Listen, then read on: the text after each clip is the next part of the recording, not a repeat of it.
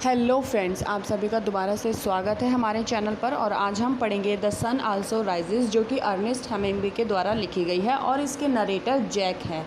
तो स्टार्ट करते हैं। इसमें जैक और रॉबर्ट दोनों ही बहुत अच्छे दोस्त होते हैं और दोनों ने ही फर्स्ट वर्ल्ड वार में लड़ाई की होती है। तो जो रॉबर्ट और जैक हैं फर्स्ट वर्ल्ड वार के बाद से मिले नहीं हैं। बहुत टाइम बाद रॉबर्ट जो है वो जैक के घर जाते हैं और वो ये बोलते हैं कि वो उसको अपने बारे में बताते हैं कि वो एक अमेरिकन लेडी के साथ एक फ़्लैट में रह रहे हैं और वो अमेरिकन जो लेडी है वो रॉबर्ट से शादी करना चाहती है, लेकिन रॉबर्ट उससे शादी नहीं करना चाहते क्योंकि वो लेडी एज में उनसे बहुत ज़्यादा बड़ी है। तो रॉबर्ट बोलते हैं कि मैं अपनी लाइफ से बहुत बोर हो गया हूँ और हमें कहीं बाहर ट्रिप पर चलना चाहिए, लेकिन जैक ट्रिप पर जाने के लिए मना कर देता है। वो बोलता है कि नहीं, ट्रिप पर तो अभी हमें नहीं जाना चाहिए, हम पास में ही कहीं घूम के आते हैं। फिर वो बाहर कहीं जाने का प्लान बनाते हैं और जिस रात वो लोग घूमने जाते हैं उसी रात में उनकी मुलाकात एक लेडी बर्ड के नाम से होती है। हालांकि लेडी बर्ड और जैक एक दूसरे को पहले से ही जानते हैं, क्योंकि फर्स्ट वर्ल्ड वार में जैक जब इंजर्ड हो गए थे तो लेडी ने ही उनकी हेल्प करी थी और वो वहाँ फर्स्ट वर्ल्ड वार की वॉलंटियर थी, इसलिए उन्होंने जैक की बहुत ज़्यादा मदद करी थी। और जैक और वो लेडी दोनों ही एक दूसरे से प्यार करते थे। लेकिन जब फर्स्ट वर्ल्ड वॉर में जब जैक इंजर्ड हो गए थे तो वो नपुंसक हो गए थे, जिसकी वजह से उन्होंने लेडी ब्रेड से शादी करने के लिए मना कर दिया था। उसके बाद फर्स्ट वर्ल्ड वार के बाद जैक अपने घर पर आ गए, सब लोग अलग अलग हो गए और उसके बाद उनकी लेडी बर्ड से कोई भी मुलाकात नहीं हुई। हालांकि दोनों अभी भी एक दूसरे से प्यार करते हैं, लेकिन बोलना कोई भी नहीं चाहता। नेक्स्ट डे क्या होता है, वो लोग अपने अपने घर आ जाते हैं। नेक्स्ट डे रॉबर्ट जो है वो दोबारा से जैक के घर में जाता है और वो उसको बताता है कि क्या तुम्हें पता है लेडी बर्ड की शादी होने वाली है और उस लड़के का नाम है माइक।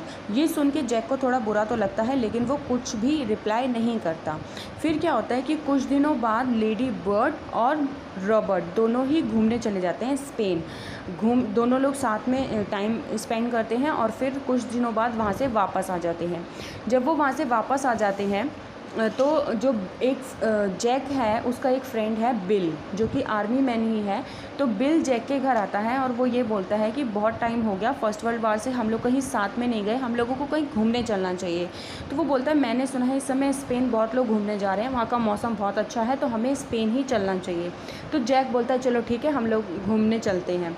तो लेडी बर्ड और रॉबर्ट तो वहाँ से घूम के आ चुके हैं, तो वो दोनों बोलते हैं कि हमें भी दोबारा चलना है। लेडी बर्ड और उसका फियांसे माइक, ये दोनों बोलते हैं कि हमें भी तुम्हारे साथ चलना है।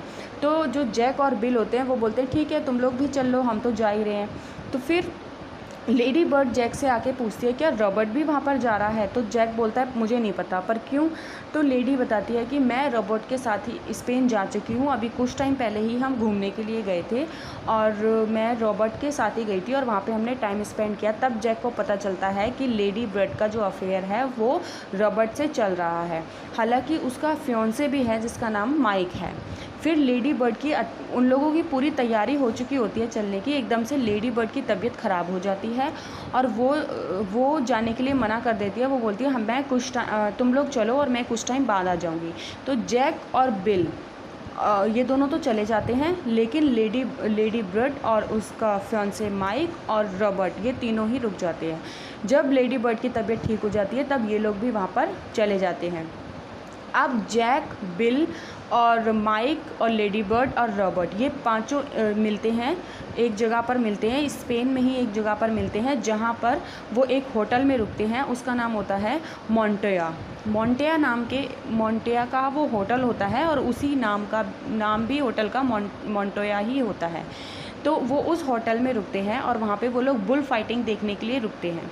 तो जब बुल फाइटिंग स्टार्ट होती है तो वहाँ पे एक लड़का होता है जिसका नाम होता है रोमेरो, जो कि अभी 19 ईयर का ही होता है। तो जो लेडी बर्ड होती है उसको रोमेरो के ऊपर क्रश हो जाता है और वो जैक से जाके बोलती है कि मुझे रोमेरो से मिलना है, क्या तुम मुझे मिला सकते हो। तो जैक रोमेरो को लेडी बर्ड से मिलवाता है।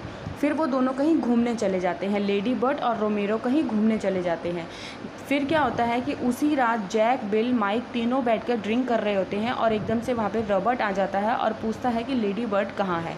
माइक को इस बात से बहुत गुस्सा आ जाती है कि जब तुम मेरी वाइफ के पीछे ही पड़े रहते हो, जहाँ पर भी वो जाती है उसके पीछे पीछे चले जाते हो, वो कहीं पर भी हो, तुम्हें इससे क्या मतलब। फिर जब उन दोनों की लड़ाई हो जाती है तो रॉबर्ट वहाँ से चला जाता है, बोलता है कि मुझे यहाँ पे नहीं रुकना, ना मुझे बुल फाइटिंग देखनी है, वो वहाँ से चला जाता है। नेक्स्ट डे जब पता चलता है कि जो लेडी ब्रिट है, वो रोमेरियो जो कि बुल फाइटिंग करता था उस लड़के के साथ वो कहीं चली गई है और उसका कुछ भी पता नहीं चलता। फिर जो 3 लोग बचते हैं, जैक, बिल और माइक, ये तीनों भी अपने अपने घर के लिए निकल जाते हैं।